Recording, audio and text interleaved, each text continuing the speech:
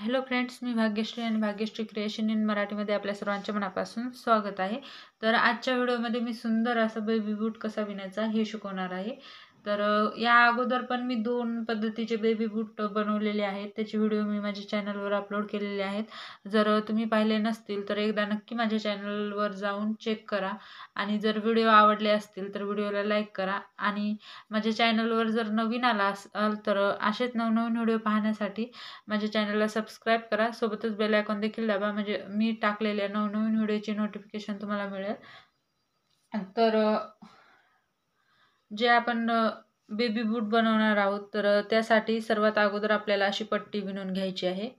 तर खूप सोपी पद्धत आहे. अगदी तुम्ही जर बिगिनर असाल तरी सुद्धा तुम्ही हे सुंदर असा बेबी बूट विणू शकाल. तर 2 ते 3 कलरमध्ये सुद्धा विणू शकता किंवा सिंगल कलरमध्ये सुद्धा हा बूट तुम्ही विणू शकता. खूप सोपी पद्धत आहे.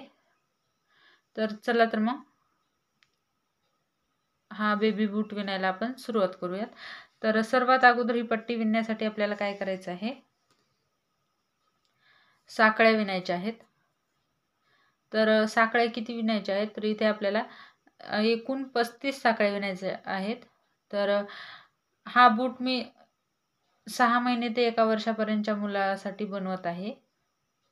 जर तुम्हाला मोठा हवा असेल तर तुम्ही 35च्या ऐवजी 40 किंवा 45 साकळ्या विणू शकता. तर सुरुवातीला थोड्याशा आपल्याला ढिल्या साकळ्या विणायच्या आहेत.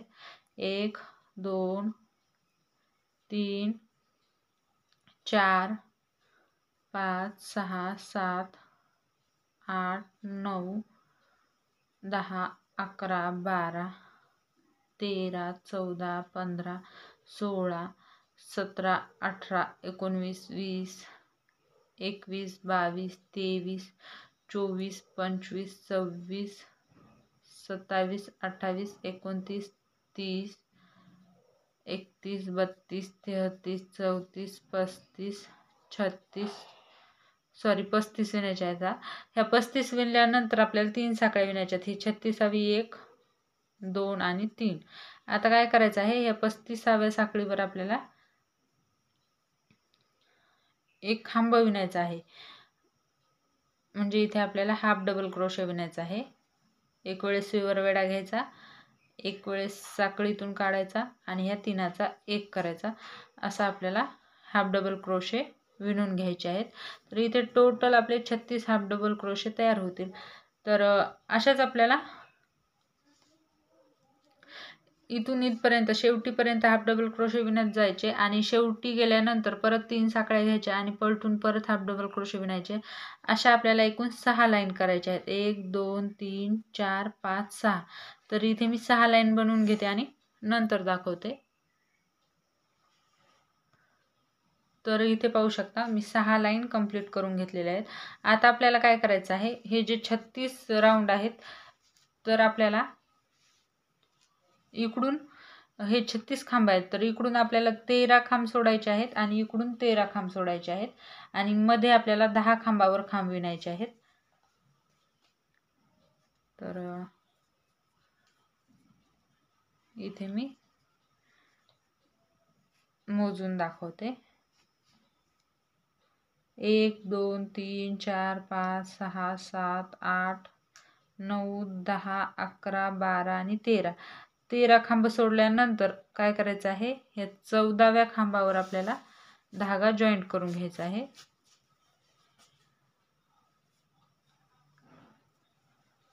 आणि सुरुवातीला 3 साकळ्या घ्यायच्या, 1 2 आणि 3 साकळ्या म्हणजे आपला पहिला खांब असणार आहे.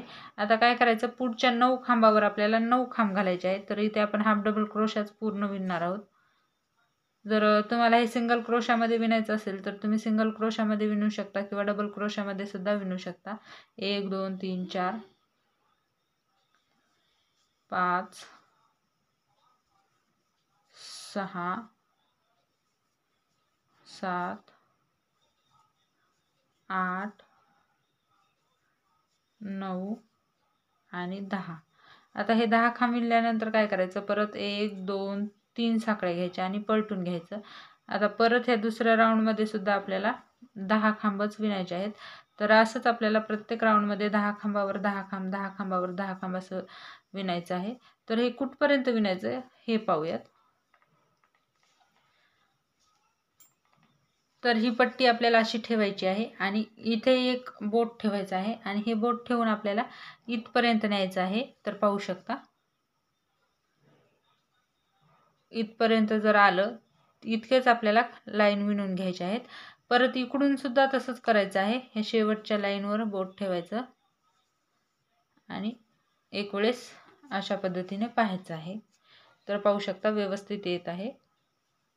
तर इतके आपल्याला राऊंड विणून घ्यायचे आहेत. तर टोटल इथे माझे राऊंड किती आलेले आहेत 1 2 3 4 5 6 7 8 8 राऊंड आलेले आहेत. तर तुम्ही जर इकडे लाईन वाढवल्या असतील तर हे पण मधले पण खांब वाढतील आणि अशी पण हाईट थोडीशी वाढल्या जाईल जर मोठं बनवायचं असेल तर. तर मी इथे विणून घेते आणि नंतर दाखवते. तर हे पाहू शकता इथे मी 8 खांब विणलेले आहेत आणि एक्स्ट्राचा धागा इथे मी कट करून घेणार आहे.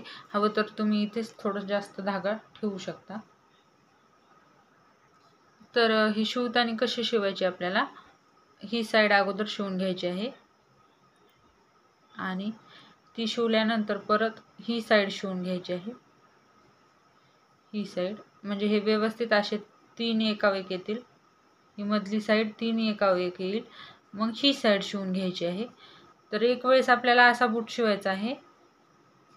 समजा ही जर साईड इकडून अगोदर ठेवली आणि ही जर इकडून नंतर ठेवली तर यावेळेस काय करायचं आहे इथे ही अगोदर इकडची साईड अगोदर ठेवायची आहे आणि इकडची साईड नंतर ठेवायची आहे. अशा पद्धतीने म्हणजे पाहू शकता हे इकडून येत आहे आणि हे इकडून येत आहे म्हणजे बूट उलटे सुलटे होत नाहीत. तर या पद्धतीनेच आपल्याला दोन्ही बूट शिवून घ्यायचे आहेत. तर एक बूट कसा शिवायचा हे मी दाखवते. तर सर्वात अगोदर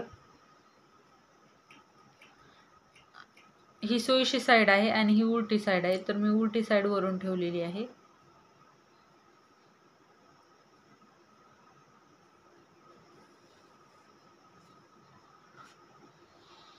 तर इथे मी एक गाठ टाकून घेते सुरुवातीला आणि सुरुवातीला गाठ टाकल्यानंतर हे पूर्ण समोरासमोरील खांबावर खांबा असं शिवत मी इथपर्यंत येणार आहे. इथपर्यंत आल्यानंतर दाखवते. तर इथे मी इथपर्यंत आलेली आहे. आता इथे आल्यावर काय करायचं आपल्याला परत एक गाठ टाकून घ्यायची आहे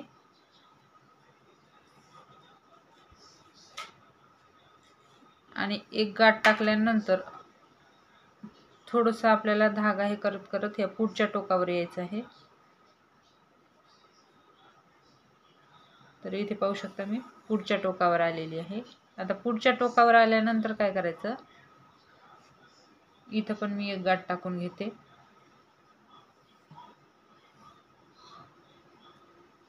आता काय करायचं आपल्याला ही साईड शिवून घ्यायची आहे अशा पद्धतीने. ही साईड पूर्ण इथपर्यंत शिवायची आहे. तर मी इथपर्यंत शिवून घेते आणि नंतर दाखवते. तर इकडच्या टोकाला मी शिवत आलेली आहे. आता परत इथे सुद्धा आपल्याला एक गाठ टाकून घ्यायची आहे. प्रत्येक कोपऱ्यावर आल्यावर आपण एक गाठ टाकलेली आहे. आता परत हा धागा मी इथपर्यंत आणणार आहे आणि नंतर दाखवते. तर मी इथपर्यंत धागा आणलेला आहे आणि इथे सुद्धा गाठ टाकून घेतलेली आहे. तर बघू शकता ही खालची साईड किती व्यवस्थित झालेली आहे.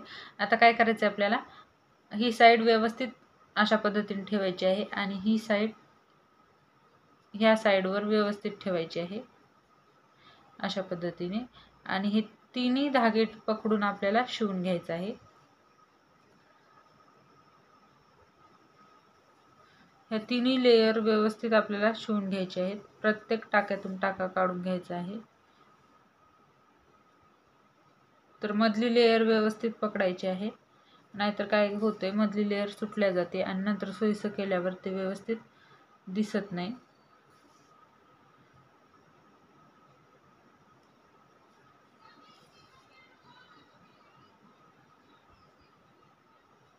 तर मी इथपर्यंत शिवते आणि व्यवस्थित गाठ टाकून धागा कट करून घेते. तर हे पाहू शकता मी इथपर्यंत शिवून घेतलेला आहे आणि हा एक्स्ट्राचा धागा कट करून घेतलेला आहे. आता आपल्याला काय करायचं आहे ही साईड खालच्या साईडमध्ये घालायची आहे आणि व्यवस्थित असं पलटून घ्यायचं आहे. तर पाहू शकता किती सुंदर असा आपला बेबी बूट तयार झालेला आहे।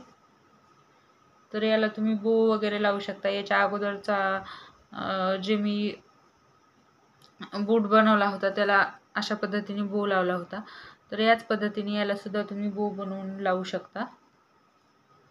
तर मग फ्रेंड्स, तुम्हाला आजचा हा व्हिडिओ कसा वाटला नक्की मला कमेंट करून कळवा। आवडला असेल तर लाईक करा, शेअर करा आणि जर माझ्या चॅनलवर नवीन आला असेल तर चॅनलला सबस्क्राईब करा, सोबतच बेल आयकॉन देखील दाबा, म्हणजे तुम्हाला असेच नवनवीन व्हिडिओ पाहायला मिळतील। तर लवकरच भेटूयात अशाच एका नवीन व्हिडिओमध्ये। तोपर्यंत बाय बाय।